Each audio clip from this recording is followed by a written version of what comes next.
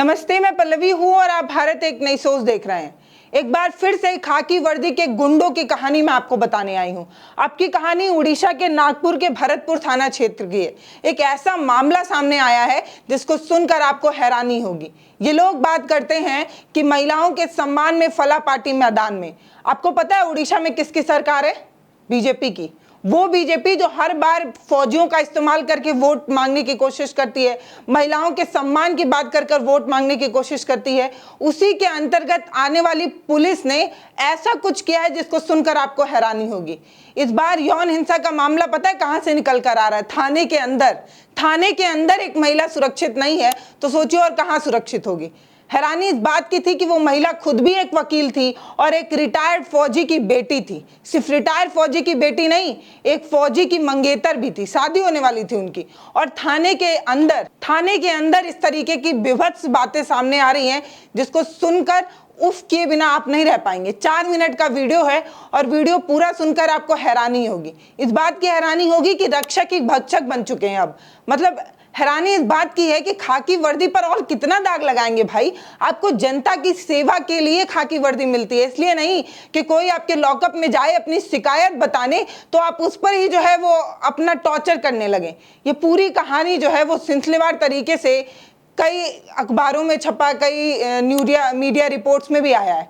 इसमें पता ये चला है कि मेजर और उनकी पत्नी रात के 1 बजे एक थाने में पहुंचते हैं अपना शिकायत बताने की। कैसे वो सड़क पर जा रहे थे तो कुछ मनचलों ने उनके साथ अभद्रता की है। ये बात वो कहने थाने में पहुंचते हैं और थाने में मैक्सी पहने एक कांस्टेबल वहां बैठी होती है।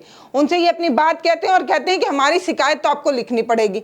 लेकिन वो शिकायत लिखना नहीं चाहती थी। लिख लेंगी तो काम करना पड़ जाएगा ना। अगर किसी की लिखित नोटिस मिल जाती है तो काम करना पड़ता है, ना लिखेंगे ना काम करना पड़ेगा।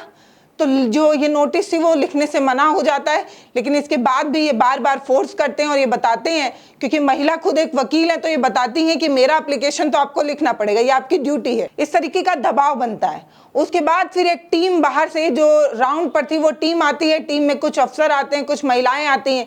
उसके बाद उनको ये बात कही जाती है कि आपको जो है वो हमारी FIR लिखनी पड़ेगी, हमारी बात सुननी पड़ेगी। वो लोग मना करने लगते हैं।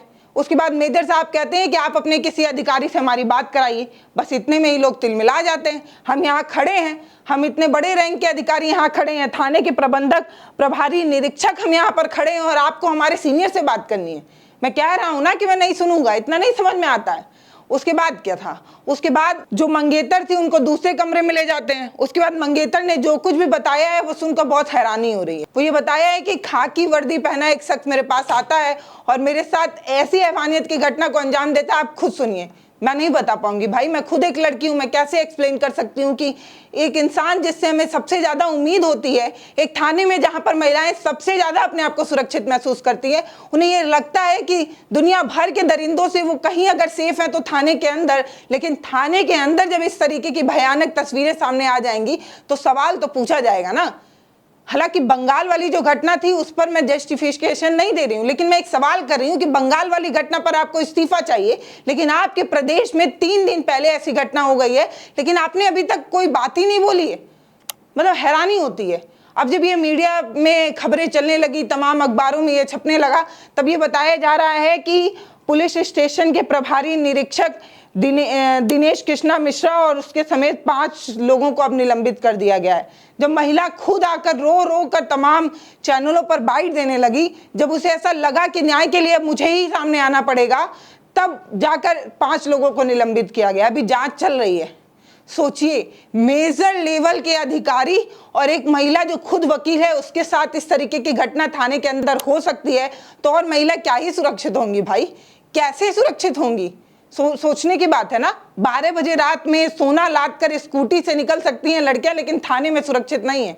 मतलब ये दोनों अलग अलग बात आपको नहीं लग रही है कि मंचों पर खड़े होकर आप इतना बकवास करते हैं, लेकिन हकीकत में महिलाओं की स्थिति क्या है आपके प्रदेश में और आपके प्रदेश के अंतर्गत आने वाली पुलिस, जहां जहां बीजेपी की सरकार होती है वहां ना जाने पुलिस इतना मनबड़ क्यों हो जाती है भाई? इतना मनबड़ मतलब ये इतनी हिम्मत कैसे हुई भाई कि किसी महिला को उसी की जैकेट से उसका हाथ बांध देना, उसी की जैकेट से उसका पैर बांध देना, फिर थाने के अंदर उस पर हाथ उठाना। सिर्फ हाथ उठाना नहीं, यौन उत्पीड़न जैसी चीजें भी कर देना थाने के अंदर। वाह, ये है रामराज। टाइटल पढ़ दूं, जनसत्ता का है। जनसत्ता ने एक आर्टिकल छापा है। उन्होंने लिखा है कि पुलिस स्टेशन में बांधा मारा, थाना प्रभारी ने उतार दी पैंट, आर्मी अफसर की मंगेतर ने पुलिस कर्मियों पर लगाए गंभीर आरोप, 5 सस्पेंड। ये टाइटल है। और इसके अंदर इंडियन एक्सप्रेस के रिपोर्ट के मुताबिक इंडियन एक्सप्रेस का हवाला देते हुए बहुत सारी चीजें बताई हुई हैं और बताया गया है कि कैसे कैसे और क्या क्या उस रात हुआ था। पूरी कहानी जो है वो ऐसे है कि महिला जो है वो एम्स भुवनेश्वर में भर्ती हैं और पत्रकारों से बात करते हुए वो कई गंभीर आरोप लगाती हैं। बताती हैं कि 15 सितंबर को लगभग 1 बजे जब वो अपनी रेस्टोरेंट को बंद करके बाहर निकल रही थी, तब कुछ युवकों के एक ग्रुप ने कार रोकी और हमारे साथ हाथापाई करने की कोशिश की। कार में बैठकर भागने के बाद हम FIR दर्ज कराने के लिए भरतपुर पुलिस स्टेशन पहुंचे, जहां महिला कांस्टेबल नाइटी पहने हुए रिसेप्शन पर बैठी हुई थी। अपनी आप बीती हमने उनको बताई।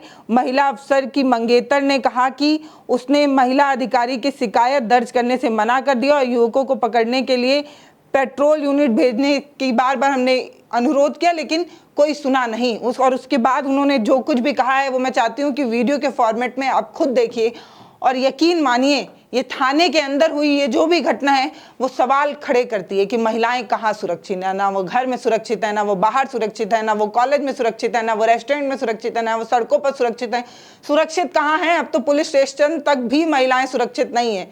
और आप रामराज की बात करते हैं और आप कहते हैं कि अगर कोई महिला के साथ दुष्कर्म करता है तो वो अगले चौराहे पर धर लिया जाएगा। इस तरीके से जो भाजपा है वो महिलाओं के सुरक्षा के लिए काम कर रही है, तो फिर आप ही के सरकार के अंदर पुलिस के पास इतना अधिकार कहां से आ गया कि वो एक महिला के अस्तित्व के अस्मिता के साथ खेल सके?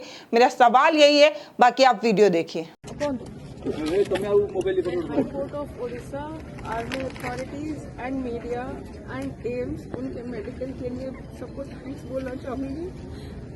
दैट इज द रीजन अभी मैं यहाँ पे बैठ पा रही हूँ ठीक से और फ्री हूँ, because I was wrongfully thrown into jail.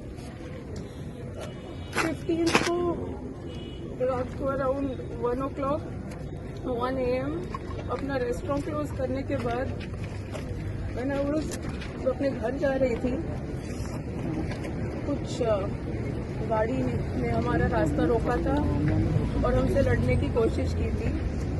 उनसे जैसे भी बचाते हम लोग जब गाड़ी में वापस बैठे और उसका FIR देने भरतपुर पुलिस स्टेशन गए, वहाँ पे एक लेडी कांस्टेबल बैठी हुई थी अपने नाइटी में रिसेप्शन पे और कोई भी नहीं था। उनको मैंने बहुत बार FIR लिखने के लिए बोला, मेरा कंप्लेंट लॉन्च करने के लिए बोला, क्योंकि बहुत सारे लड़के थे वो लोग, तो वो पीछा हमारा कर सकते थे वापस। उसके लिए मैं चाहती थी कि वो FIR लिखे या पेट्रोल भेजे या कुछ करे। उन्होंने मुझे कोई हेल्प की नहीं, उल्टा मेरे साथ गाली गलौज की। जब मैंने उनको बताने की कोशिश की कि मैं एक लॉयर हूँ और उनका बनता है इस टाइम पे FIR लिखना, ये उनकी ड्यूटी है, तो उन्होंने मुझ पर और गुस्सा किया। थोड़ी देर बाद जब एक पेट्रोल गाड़ी आई, उसमें से और फीमेल ऑफिसर्स और बाकी मेल ऑफिसर्स आए। उन्होंने गुरवंश को अपॉर्चुनिटी दिया था कंप्लेंट लिखने का, बट उतने में ही उन्होंने पता नहीं क्यों उसको कस्टडी में डाला। फिर मैंने उनसे वापस रिक्वेस्ट किया और बोला कि आप एक आर्मी ऑफिसर को नहीं डाल सकते हैं कस्टडी में, ये अनलॉफुल है, आप नहीं कर सकते ऐसा। तब तक तो फीमेल ऑफिसर ने मेरे बाल पकड़ के जोर से खींच के मुझे मारना पीटना शुरू कर दिया। मैंने उनको रिक्वेस्ट करते रही, प्लीज स्टॉप, मत कीजिए ऐसा, मत कीजिए।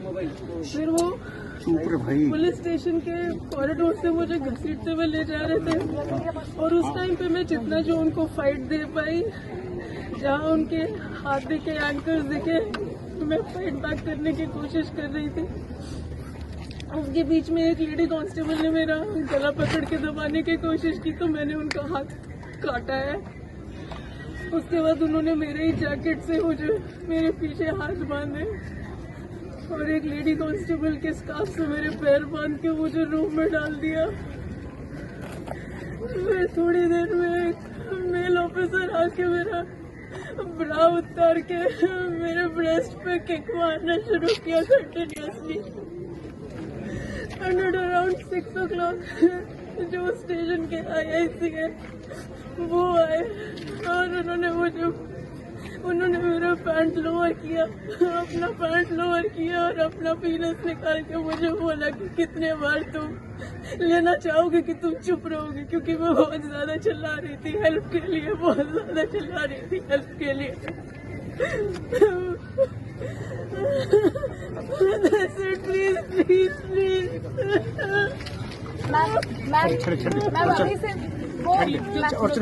वीडियो सुन लिया आपने, और वीडियो सुनने के बाद आपके जहन में क्या सवाल आ रहा है? यही आ रहा है ना कि किस हक से आप किसी भी सरकार के किसी भी नेता से इस्तीफा मांगने की मांग कर सकते हैं जब आपके दामन में खुद ही 100 दाग हैं। मतलब आप खुद सोचिए कि आपने आपकी अपनी सरकार में पुलिस को आपने इतनी छूट दे रखी है कि पुलिस थाने के अंतर्गत एक महिला के साथ इस तरीके की हैवानियत हो जाती है, और 3 दिन बाद जब महिला एम्स में भर्ती थी और 3 दिन बाद जब उसकी स्थिति कुछ ठीक होती है, कुछ नॉर्मल होती है, तो वो जो कुछ पत्रकारों को बताती है वो सुनकर पैरों तले जमीन खिसक जाती है। बाकी आपको क्या लगता है वो हमें कमेंट सेक्शन में लिखकर जरूर बताइएगा कि बैनरों पर टंगने पर और खाली प्रचार करने से महिलाएं सुरक्षित नहीं होंगी। महिलाएं तब सुरक्षित होंगी जब सच में उस तरीके की कानून व्यवस्था को लाया जाएगा और सच में उसे ढंग से लागू किया जाएगा। सिर्फ कहने में नहीं, कथनी में नहीं, करनी में करके दिखाना होगा, तब जाके महिलाएं सुरक्षित हो पाएंगी। जब सच में कुछ करने का जज्बा होगा, महिलाओं को सुरक्षित करने का मन होगा, तब महिलाएं सुरक्षित हो पाएंगी। सिर्फ वोट पाने से महिलाएं सुरक्षित नहीं हो पाएंगी। 50% हिस्सेदारी है हमारी, इसलिए आप हमें लुभाने के लिए झूठे झूठे वादे करते हैं, यही बात है। नहीं तो कैसे एक राज्य के अंतर्गत एक पुलिस के पास इतना अधिकार आ जाता है। नमस्ते, मैं पल्लवी हूँ, आप भारत एक नई सोच देख रहे हैं। अगर आप हमारा ये वीडियो फेसबुक पर देख रहे हैं तो हमें फॉलो कर लीजिएगा, यूट्यूब पर देख रहे हैं तो सब्सक्राइब कर दीजिएगा, वीडियो शेयर ज़रूर करिएगा। हम एप्लीकेशन के माध्यम से भी आपसे जुड़ना चाहते हैं, प्ले स्टोर पर हमारा ऐप है, आप प्लीज़ उसे जो है वो डाउनलोड करिए। बहुत बहुत धन्यवाद।